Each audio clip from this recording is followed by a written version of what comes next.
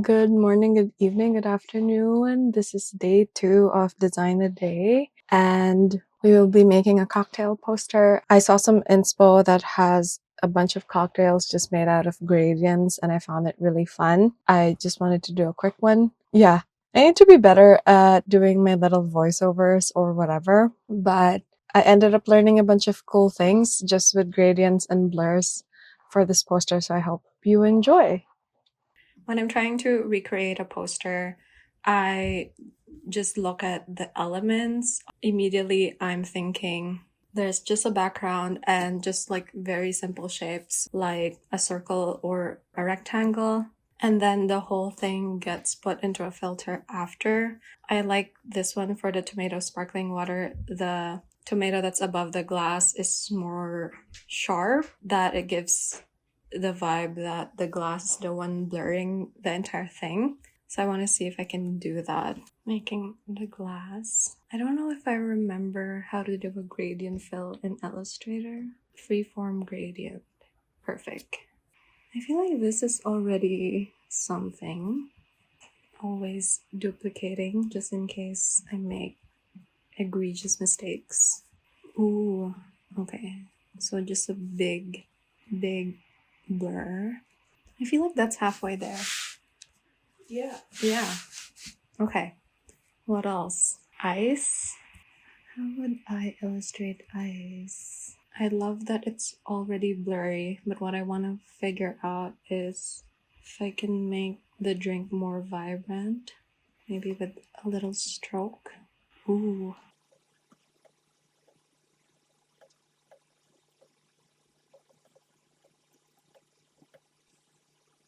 Ooh. I want to have the blur fading into the glass. Okay, I think I like this. It like fades into the drink. I don't know if it's like refracting how a proper glass would be, but I learned something new, which is cool. I don't know what else. I don't know how to do this effect. I feel like I'm just making a lamp. It's not giving. I don't know how to make blurry eyes. Okay. Oh, that's something. I'm not even talking a bunch.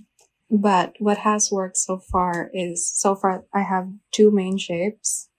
So I have this like trapezoid with the oblong.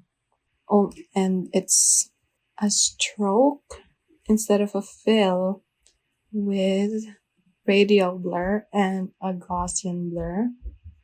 And the actual drink itself has a freeform gradient only with a Gaussian blur.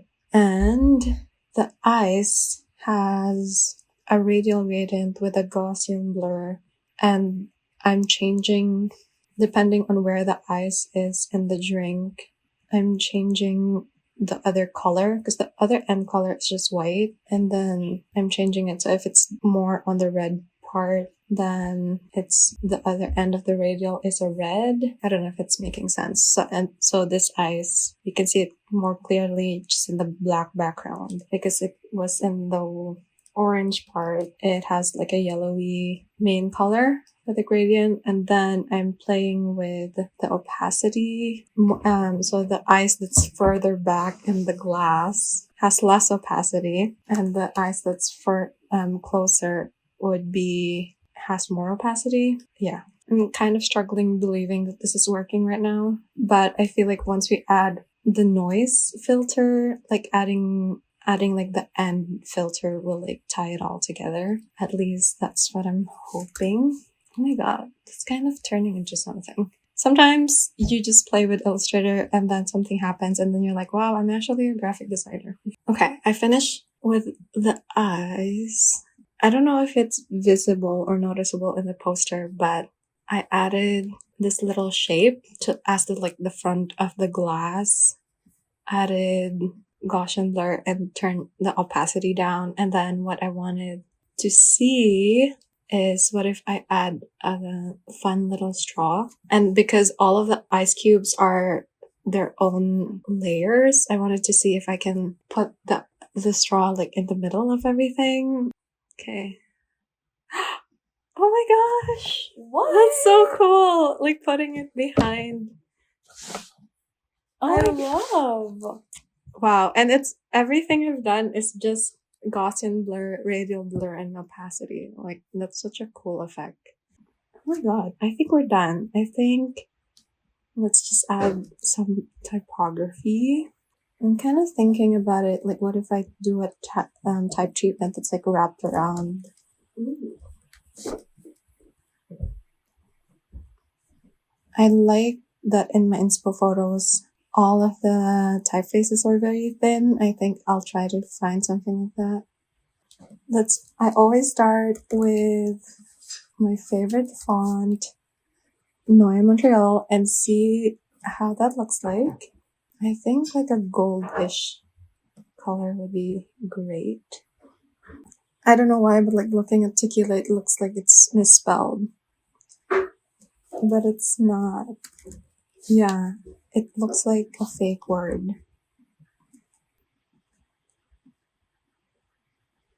Okay. When I want to fill up a poster, I always add a little paragraph. So in this case, like the history of sunrise. Okay. I think that's done. We'll add like one filter. I don't know if I have like a grungy filter up top.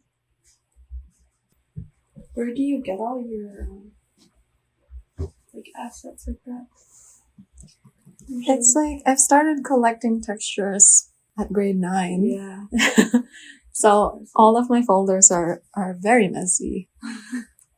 I didn't answer this question properly, but I get my assets in a bunch of different places. When I started experimenting with graphic design in my teens, I had no money. So I would subscribe to a bunch of newsletters like Creative Market would send you what's free for that week, like weekly freebies. I don't know if they still do that. Deviant Art, and this is like back in the early 2010s. So there's a lot of texture packs there. There's also a bunch of stuff that are new now that I don't necessarily know about. I'm pretty sure you can search short form videos for a bunch of resources and links you can use. And yeah, designers and illustrators would give stuff for free so that you sign up to their email list.